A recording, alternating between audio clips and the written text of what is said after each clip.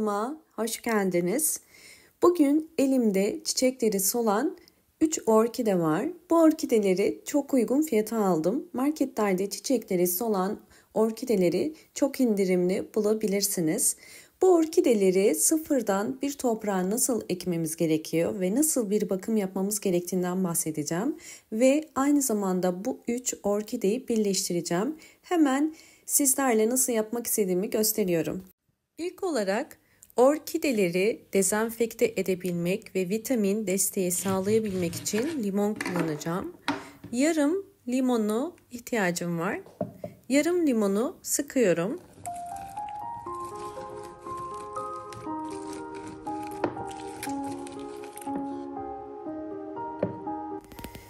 Bir kase dolusu su var ve bu suyun içerisine sıktığım limon suyunu döküyorum.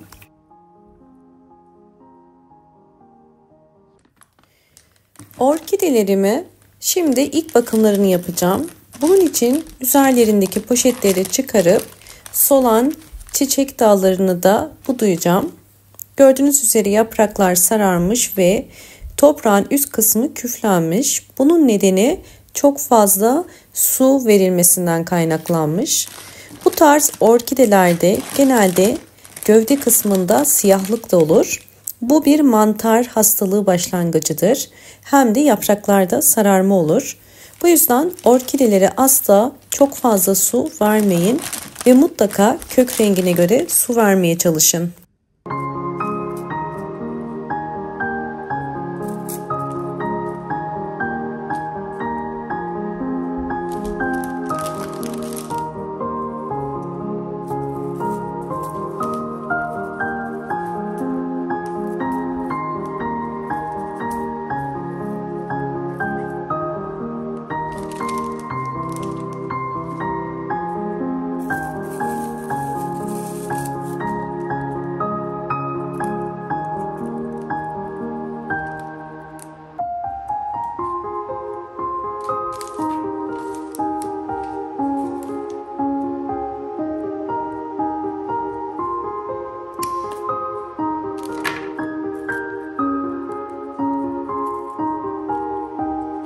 Çiçek dallarını budadım ve şimdi saksıları çıkarıyorum.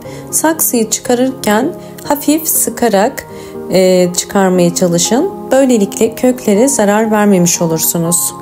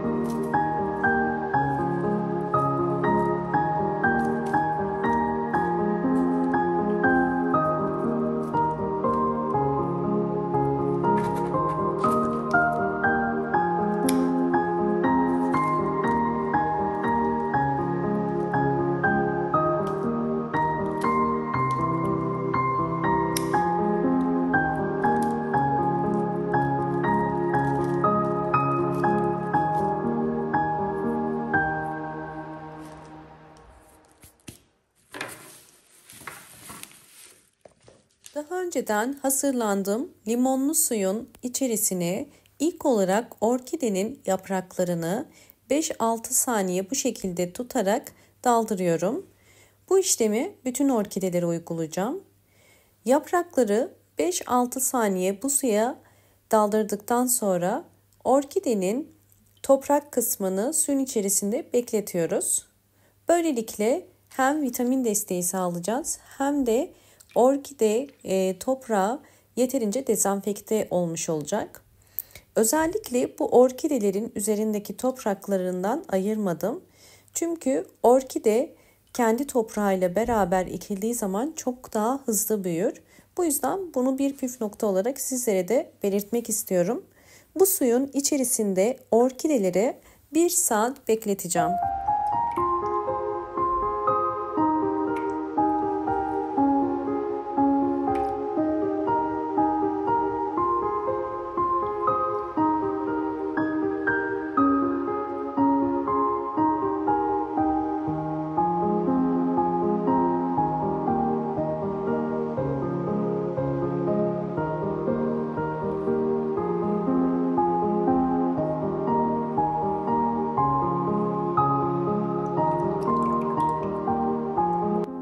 1 saat limonlu suyun içerisine beklettiğim orkideleri şimdi çıkarıyorum.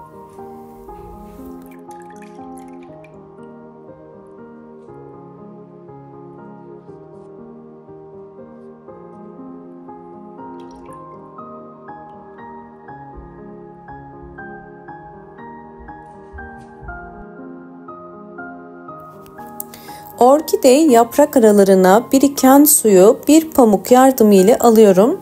Böylelikle fazla suyu almış olacağız. Bu önemli.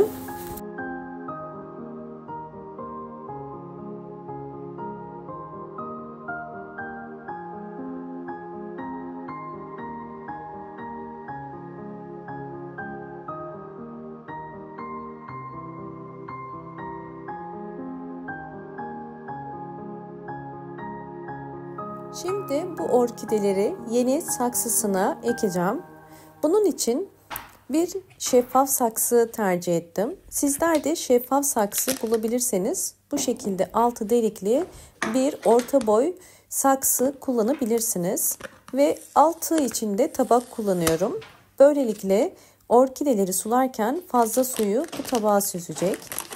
Ve orkide toprağı olaraktan da Hindistan cevizi torfu kullanıyorum.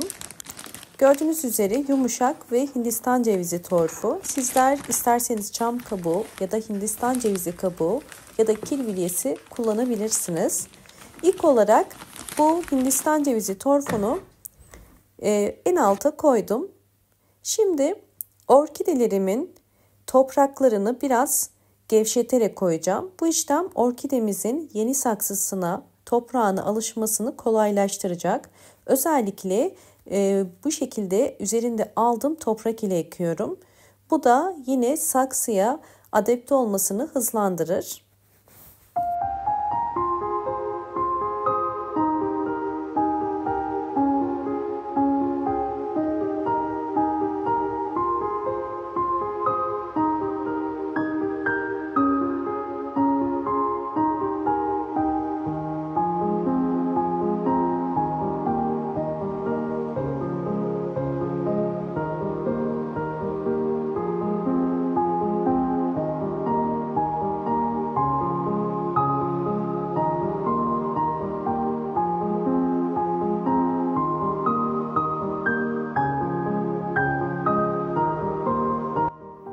Orkideleri sabitlemek için kendi çubuklarını kullanıyorum. Böylelikle orkidelerimizi daha iyi bu saksıya ekebiliriz.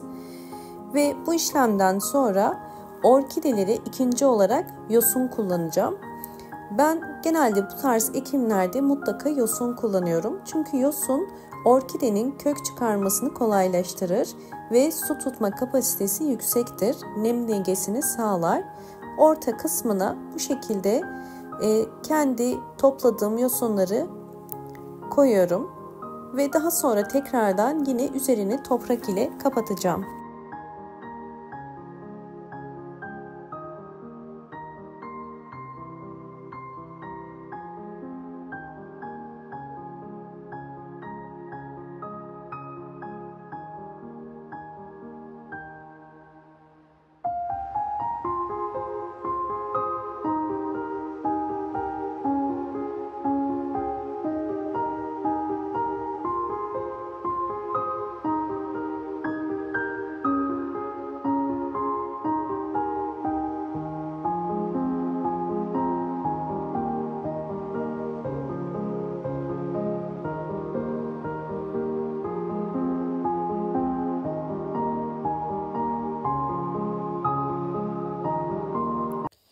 Orkidelerimi ektim ve artık yeni saksısında hazır.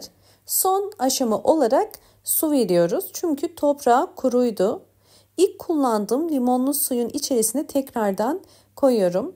Ve bu suda 15 dakika bekleteceğim. Böylelikle orkide toprağa da yeterli suyu alacak. Ve bu sırada orkidemin üst toprağında biriken toprakları ve kirleri de bir pamuk ile temizliyorum.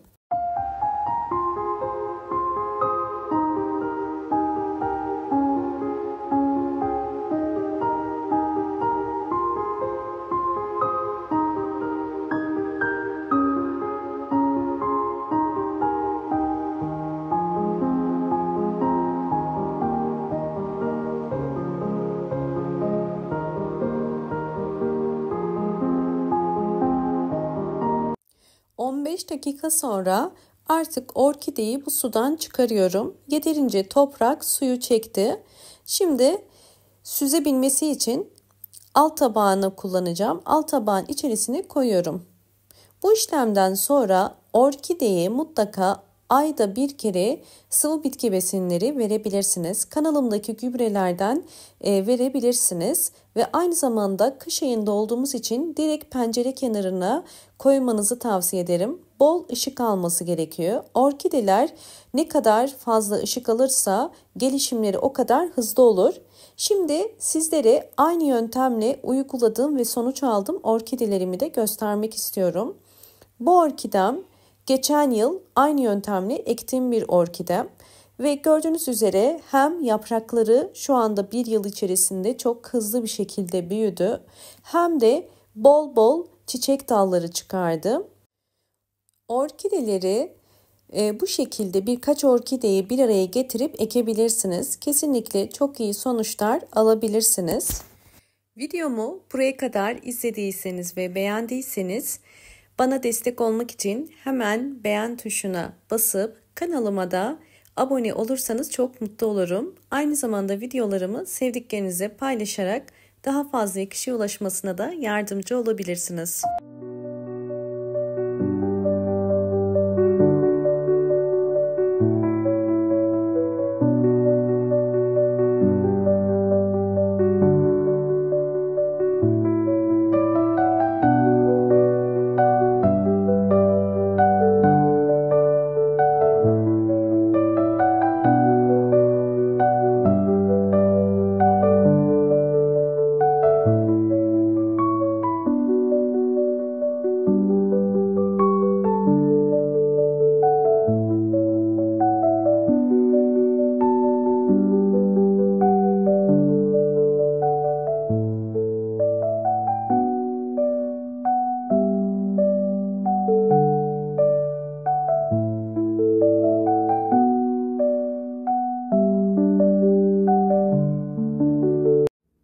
Sizlerle orkidelerimin aylar içerisindeki gelişimlerini paylaştım.